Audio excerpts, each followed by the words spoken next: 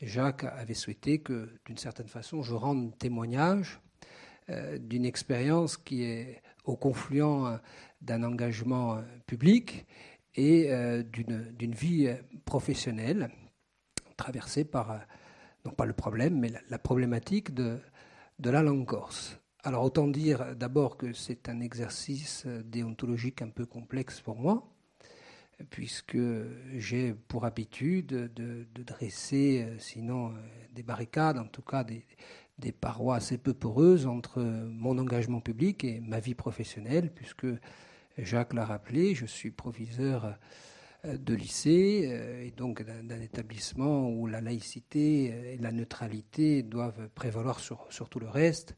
Et je me garde bien, et je parle sous le contrôle des enseignants qui sont là, sinon sous le ton de la magagne, de faire valoir mes opinions dans l'établissement. Et inversement, dans mes engagements publics, je ne fais jamais en sorte de pouvoir promouvoir l'action qui est la mienne dans le milieu professionnel. Donc l'exercice est un peu complexe, mais comme j'aime un peu la difficulté, je vais essayer de m'y livrer. D'abord, essayer de rappeler, non pas qui je suis, mais ce que je suis et comment j'arrive ici. Et comment on s'intéresse d'aussi près à une langue et de façon aussi, sinon passionnée, aussi vive. Il y a plusieurs événements, sinon révélations, qui m'ont conduit ici. D'abord, dans ma vie professionnelle, j'étais avec d'autres, sinon pionniers, en tout cas aventuriers, des expériences de Corse intégrée. Au collège de Cazinc, une personne ici plus que quiconque sait le plaisir que j'avais pu prendre à travailler en équipe pour essayer de travailler sur des cours de mathématiques en langue corse. Alors, ça n'a pas été une révélation, mais ça a été le commencement d'un intérêt manifeste que j'ai manifesté pour la langue. Mais pas pour la langue en tant que telle, mais pour les premiers conflits que ça a pu générer dans ma façon d'appréhender le métier de pédagogue. Parce qu'il s'est passé quelque chose durant ces expériences dont j'ai assez peu fait part et peu fait cas. C'est que j'avais réussi à réconcilier un, peut-être deux, en tout cas un élève avec les mathématiques. Cet élève n'avait pas les codes qu'on exige au niveau du collège pour réussir, comme on dit en mathématiques, même si la réussite pourrait faire l'objet d'un vaste débat. Ça ne fonctionnait pas en langue française. Et je m'étais rendu compte très rapidement de l'accroche qui s'opérait chez cet élève via le médium, par le médium de la langue corse. Et j'en avais fait part à l'époque à l'inspecteur, dont le métier est de vérifier qu'en gros, vous faites des mathématiques et que en gros, les élèves apprennent les mathématiques. Et j'ai senti des situations de blocage qui n'avaient rien de dogmatique. Le monsieur faisait son métier. Mais moi, j'avais l'impression de faire le mien. Et j'avais l'impression que mon métier, c'était de faire en sorte que les élèves comprennent les mathématiques. Et j'avais du mal à faire passer un message, à savoir que les mathématiques peuvent s'enseigner, peuvent être apprises, être comprises via une autre langue. Et j'ai bien compris que dans le système éducatif français, à ce moment-là, tel que on demandait à cet inspecteur de le faire respecter, hein, ce monsieur faisait son travail, il y avait un problème. Donc ça a été le germe d'un questionnement plus large. Et puis certains savent peut-être que je me suis engagé assez tôt dans la vie publique. Et le deuxième choc, si j'allais dire, en tout cas le deuxième palier qui m'a conduit à poursuivre ce questionnement, c'est qu'un jour à l'Assemblée de Corse, un élu bien connu dépose une motion sur l'officialité, de la co-officialité de la langue corse, et j'y reviendrai. Et là, je suis face à un problème, parce que moi, j'aborde cette question d'un point de vue purement scientifique, comme j'essaye de le faire aujourd'hui, et que d'aucuns, dans la sensibilité que je représentais à l'époque, m'expliquent qu'en gros, oui, bon, j'avais raison, j'étais un bon avocat de la langue, que d'un point de vue pédagogique, d'un point de vue social, que d'un point de vue scientifique, linguistique, j'avais raison, mais bon, qu'il fallait s'opposer à tout prix à ça parce qu'on était à un an des élections, et puis il fallait surtout pas s'aventurer dans cette histoire. Et là j'ai un choc parce que, au nom d'une certaine unité, d'une certaine intégrité de la majorité territoriale, on me demande de faire ce que je n'ai pas envie de faire, c'est-à-dire voter contre cette motion. Et à partir de ce moment-là, il y a eu d'autres tensions. Parce qu'on réagit souvent par rapport à une problématique à partir de tensions. Je me suis non pas pris de passion, mais j'ai essayé de décrypter réellement et de façon très objective ce qui se passait en moi, jusqu'à ce que, et c'est la raison peut-être pour laquelle Jacques m'a demandé d'organiser cette conférence, jusqu'à ce que l'ancien président de la République, candidat à l'époque, dise à Marseille, je cite, « Quand on aime la France, on ne vote pas la charte des langues minoritaires ». Et là, j'ai cru comme un devoir désintéressé, non opportun, ou non opportuniste en tout cas, d'écrire aux candidats que, de mon point de vue, et j'y reviendrai, on ne peut pas soumettre, en tout cas poser comme préalable à l'amour de la France, le fait de ne pas signer la charte des langues minoritaires, et qu'il y avait une sorte d'emprisonnement, une façon d'engoncer la problématique de façon exclusive, en tout cas qui m'était insupportable. Peut-être certains d'entre vous ont lu cette lettre. En tout cas, moi j'ai eu des retours, non pas positifs ou négatifs. La question n'est pas là, c'est que j'ai eu un certain nombre de retours qui montrent bien que ce problème est prégnant.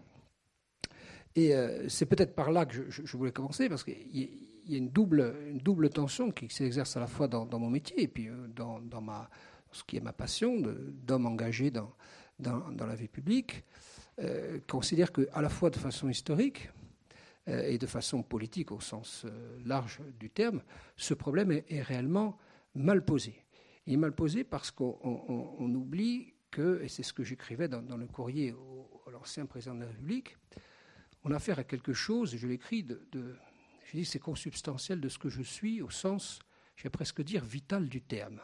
C'est presque par là que j'ai envie de commencer, parce que quand on parle de la langue, on a tout de suite affaire à des réactions, certains considérant épidémiques, en tout cas passionnées, et j'ai analysé ces réactions comme relevant de réflexes presque de survie et de vital. Ça parle de la vie, cette affaire-là.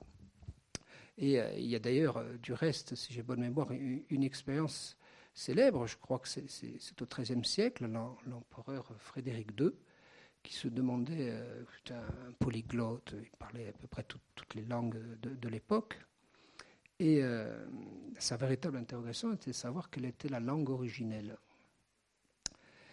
Et qu'est-ce que fait Frédéric II ? Il demande à des nourrices de s'occuper de 6 nourrissons, de les nourrir, de les langer, de leur donner à boire, mais surtout de ne pas leur parler. Et l'objectif était de savoir quelle était la langue, il faut le langage, qu'allaient pouvoir diffuser les nourrissons. Les nourrissons sont morts. Et les nourrissons sont rapidement décédés, alors avec la part de légende évidemment que recoupe cette anecdote, qui trouve ses suites notamment dans le film L'Enfant sauvage, que vous avez peut-être vu. Ce que je veux dire par là, c'est que l'homme a des besoins biologiques évidents, se nourrir, dormir, boire, mais l'homme a des besoins de sociabilité et des besoins de communication. Et c'est à cette affaire-là qu'on touche, c'est d'abord à cette affaire-là qu'on touche lorsqu'on parle de la langue.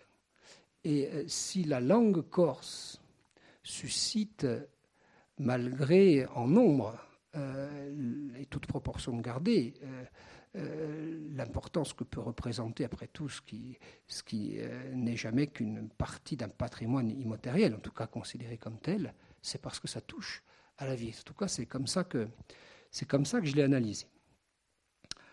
Alors, je crois que quand on s'intéresse à cette problématique, il faut d'abord avoir le courage de poser le bon diagnostic.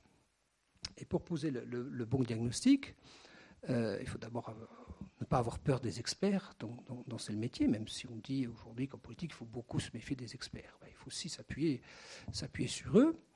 Alors moi, je suis allé voir ce qui se passait notamment de l'UNESCO, avec la prudence que ce genre d'exercice requiert, évidemment. Parce j'aurais peut-être dû le préciser, moi je ne suis pas sociolinguiste, je n'ai pas fait d'études linguistiques, donc c'est un balayage, une appropriation de connaissances qui constitue chez moi non pas un dogme, une doctrine, en tout cas un positionnement à un moment donné. Et que nous dit l'UNESCO ? L'UNESCO nous dit qu'en gros il y a 5000 langues dans le monde. Sur ces 5000 langues, il y en a 25 qui disparaissent chaque année.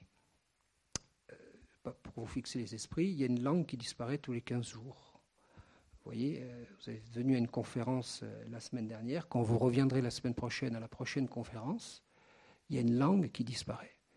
Et par rapport à mon préambule, oui, il y a un peu de vie qui disparaît. Et moi, j'ai été très marqué par l'idée et c'est ce que j'écrivais dans le courrier au président de la République, qu'on manifeste beaucoup d'énergie, on dépense beaucoup d'argent et on recueille beaucoup de moyens lorsqu'il s'agit du patrimoine matériel. On n'a pas idée, quand on va regarder un peu comment fonctionne l'UNESCO, des sommes qui sont en jeu et des énergies qui sont en jeu pour sauver des baleines, pour sauver des cathédrales, pour sauver des jardins. Et il y a une difficulté, moins prégnante maintenant, mais il y a une difficulté lorsqu'il s'agit d'un patrimoine immatériel, qui porte autant de vie en lui, et autant de richesses, me semble-t-il, que ne peuvent emporter la faune, la flore ou du patrimoine bâti. Partant de là, on nous explique qu'il y a des langues en danger. Il y en a qui sont sur une approche darwinienne des choses.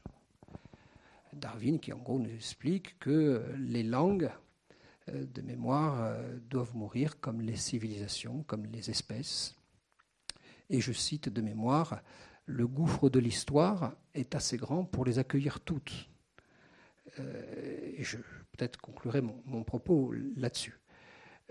Donc il y a cette approche darwinienne des choses, et puis il y a une approche de résistance que je vais essayer de mettre en partage avec vous, consiste à dire qu'il n'y a pas dans ces processus quelque chose d'inéluctable, d'autant qu'on ne sait pas encore ce que c'est une langue morte. Pas rentrer dans un débat spinozien, exister, être, mourir ou exister, mais on ne sait pas tout à fait ce que c'est une langue morte, sinon le fait que cette langue n'est plus parlée par un nombre de locuteurs pertinents, dont l'échelle serait considérée comme pertinente, mais on n'arrive pas bien à définir l'échelle pour mémoire, et pour fixer les esprits. La langue corse, c'est à peu près 50, 60 000 locuteurs, on ne sait pas exactement. La langue corse est-elle en danger au regard d'un certain nombre d'indicateurs ? La réponse est oui. Est-ce qu'elle fait partie du train presque inexorable, au sens darwinien du terme, de ces langues qui peuvent disparaître ? Oui, à la lumière d'un certain nombre d'indicateurs. Quels sont ces indicateurs ? Premièrement, on considère qu'il y a une corrélation très forte. Je sais qu'il y a des étudiants en économie ici, et ils doivent prendre conscience de ça. Une corrélation très forte entre le niveau de prospérité d'une région ou d'un pays et la capacité de sauvegarde d'une langue. Bien, rapidement, la Corse, c'est quoi ? C'est la 22e région plus pauvre de France. C'est un secteur tertiaire hypertrophié. C'est un secteur industriel embryonnaire. C'est un taux de croissance intéressant, mais qui masque le fait que notre économie est une économie dite de rente, c'est essentiellement dépendant des subventions, des transports, une desserte, transport maritime aérien, sinon chaotique, en tout cas considéré comme pas assez bien organisé, ou pas facteur de développement. C'est un secteur marchand déficitaire dans la mesure où on importe beaucoup plus de produits qu'on exporte. C'est surtout une démographie vieillissante, une démographie dont on va nous dire qu'on est passé de 300 000, de 250 000 à 300 000 habitants, en oubliant de préciser que ce sont des flux migratoires qui sont à l'origine de ce différentiel.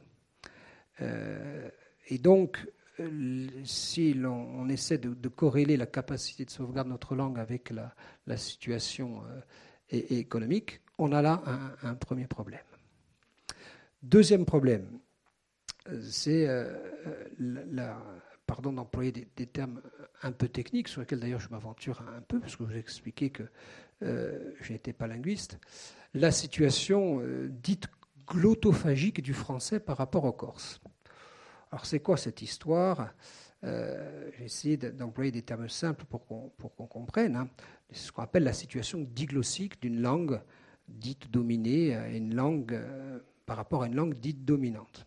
Bien. Qu'est-ce qui se passe quand deux langues sont en contact, une dominante et une dominée ? Vous avez presque naturellement une langue qui occupe des champs de la société et puis une langue qui occupe d'autres champs de la société.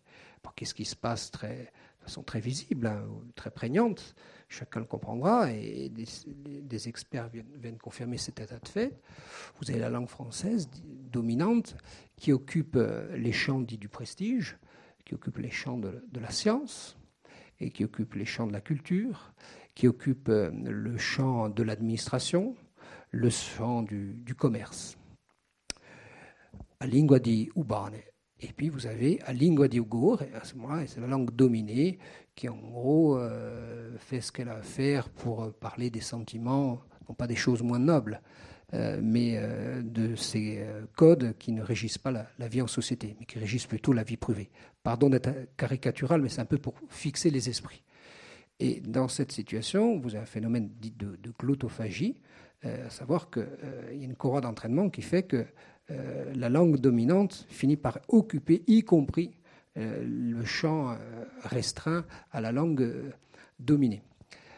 Et ça, c'est le deuxième considérant, dont le corollaire est le troisième considérant, historique. Hein. Mon but ici n'est pas de prendre parti, mais de mettre sur la table un certain nombre de considérants historiques, qui est l'histoire de la France, hein, qui coïncide avec la Corse devenue française. Hein.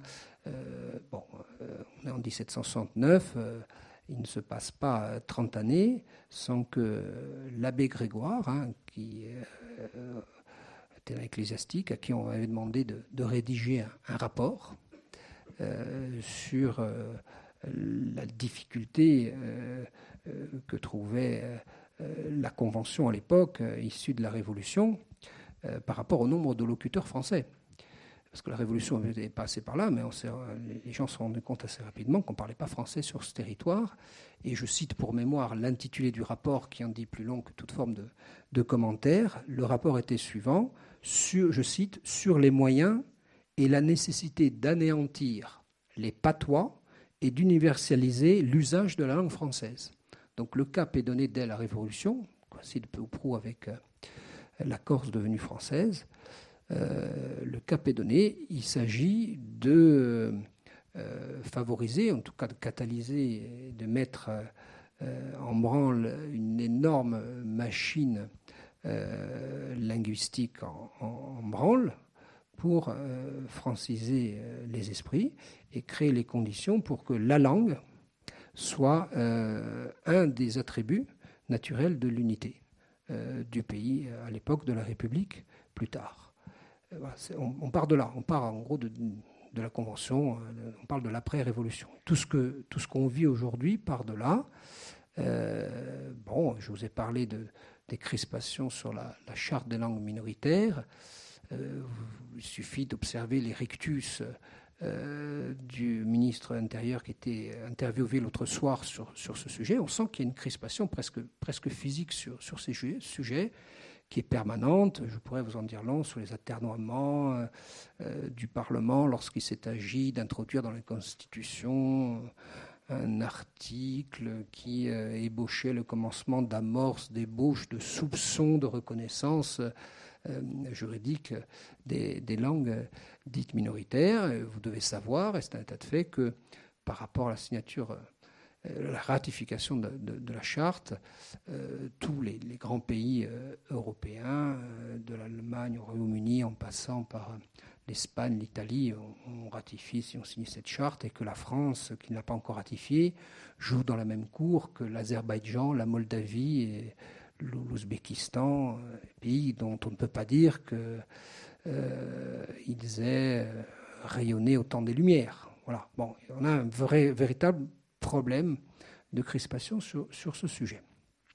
Donc voilà la donne factuelle, j'allais presque dire, qui doit nous conduire, me semble-t-il, à nous inquiéter.